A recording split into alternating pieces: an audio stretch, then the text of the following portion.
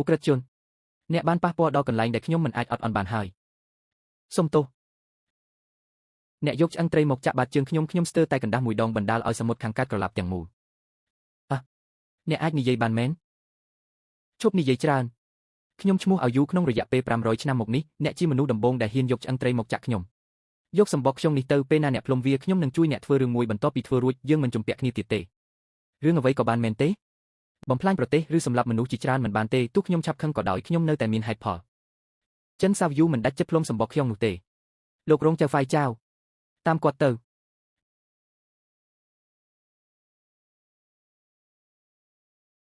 អ្នកណាបានឃើញនាគមាសសូមឲ្យមានសុភមង្គលសុខភាពល្អនិងទ្រព្យសម្បត្តិហូរហៀរ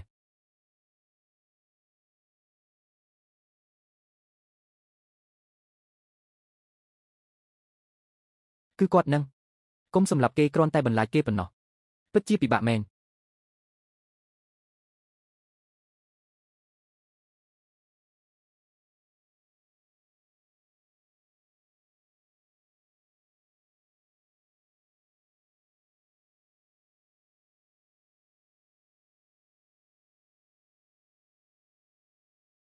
បានហើយ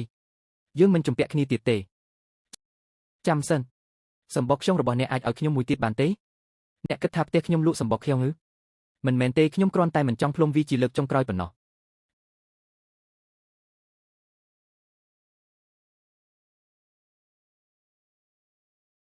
នេះជាចុងក្រោយហើយបើអ្នកផ្លុំម្ដងទៀតខ្ញុំនឹងមកតែលើកនេះមិនមែនសម្រាប់សងបំណុលទេអីចឹងវាគិតជាអ្វីគិតថាខ្ញុំសប្បាយចិត្តទៅ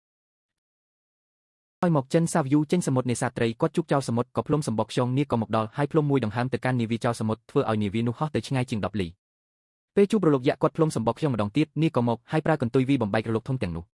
ពេលជួបព្រះរាជបុត្រទី3នៃស្ដេចនាគសមុទ្រខាងកើតដែលកំពុងល្បាតសមុទ្រនាគបានឈរនៅមុខគាត់ហើយពន្យល់ហេតុផលអស់កន្លះម៉ោងព្រះរាជបុត្រទី3ធុញទ្រាន់ខ្លាំងរអ៊ូទំហើយចាក់ចេញទៅគុំទៅវាយតបជំនួសខ្ញុំទៀតអីខ្ញុំជំពាក់អ្នកច្រើនពេកហើយយកវាទៅសងបំណុលនិងព្យាបាលជំងឺម្ដាយអ្នកទៅស្រកានាគរបស់អ្នកឬមិនអីទេវានឹងដុះឡើងវិញគ្រាន់តែផ្លុំសម្បកខ្យងខ្ញុំនឹងមកភ្លាម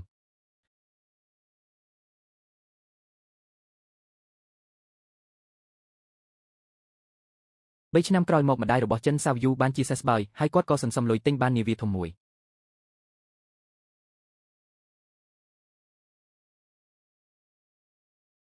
ពូស្ដីអ្នកបានជួយគឺជាប្អូនស្រីរបស់ខ្ញុំអ្នកមានប្អូនស្រីដែរ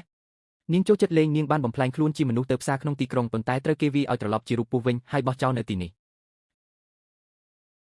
អ្នកបានជួយប្អូនស្រីខ្ញុំជំពាក់អ្នកមួយជីវិតសំបីពីជីវិតក៏សងមិនអស់ដែរអីចឹងកុំសងទៀតអីនេះខ្ញុំប្រគល់ឲ្យអ្នកវិញអ្នកទុកវាចុះថ្ងៃណាកូនប្រុសអ្នកកើតមកគ្រាន់តែផ្លុំសម្បកខ្ញុំមួយដងខ្ញុំនឹងផ្ដល់ស្រកានាគមួយដុំឲ្យគេដើម្បីការពារសុវត្ថិភាព